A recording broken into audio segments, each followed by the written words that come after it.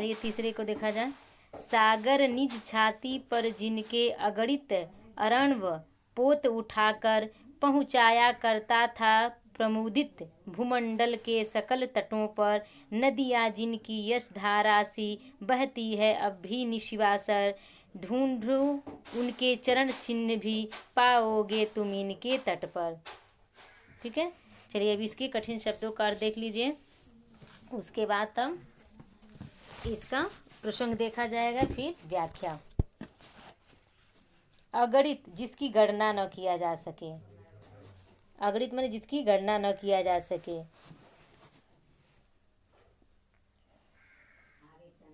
Washer निशिवासर, निश माने रात, वासर माने दिन, तट माने किनारा।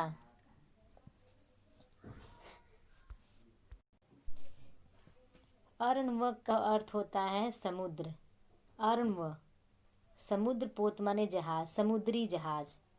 ठीक है, अब चलिए इसके प्रसंग में वही आप लिख देंगे जो दूसरे एक दो प्रसंग में लिखे, पहले दूसरे में लिखे वही प्रसंग इसमें भी रहेगा कि इन पंक्तियों में भारत के गर्वपूर्ण अतीत का झांकी प्रस्तुत किया गया है। ठीक है, तो चलिए व्याख्या पर ध्यान दीजिए।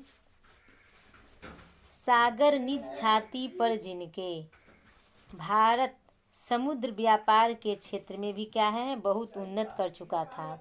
इस देश के जल प्रपोत, यहाँ लिखा हुआ है अगणित अरणवपोत उठाकर, इस देश के जल प्रपोत यानी जलपोत यानी समुद्री जहाज समुद्र की छाती चीरकर देशों यहाँ पहुँचाया करता था प्रमुदित। प्रमुदित का भी अर्थ हम आपको बताए हैं, प्रमुदित का अर्थ होता है प्रसन्न। ठीक है, तो उसके हृदय को चीर कर क्या करता था, दूर देशों के तट तक जाते थे।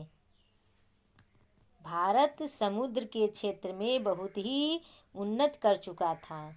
इस देश के जहाजी जो समुद्री जहाज थे वो समुद्र के हृदय को चीर कर दूर देशों के किनारे तक जाते थे।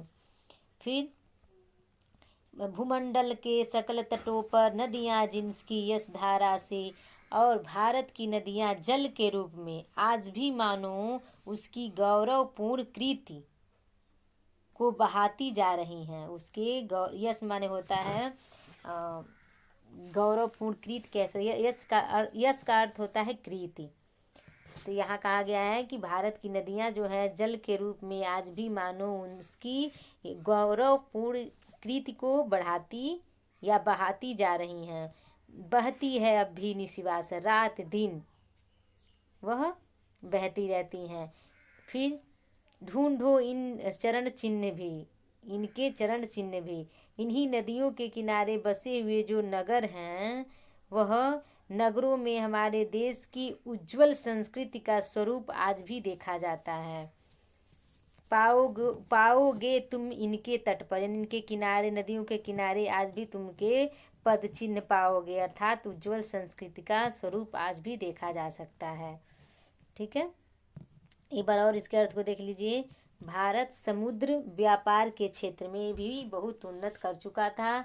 इस देश के समुद्री जहाज समुद्र के हृदय को चीरते हुए दूर देशों के तट तक जाते थे। भारत की नदियाँ जल के रूप में आज भी मानो उसकी गौरवपूर्ण कीर्ति को बहाती जा रही हैं। इन्हीं नदियों के किनारे बसे हुए जो नगर हैं उन नगरों में हमारे देश के उज्जवल संस्कृति का स्वरूप आज भी देखा जा सकता है। ठीक है, अब हम अगले पैराग्राफ को देखेंगे, अगले पद को देखेंगे, चौथे को।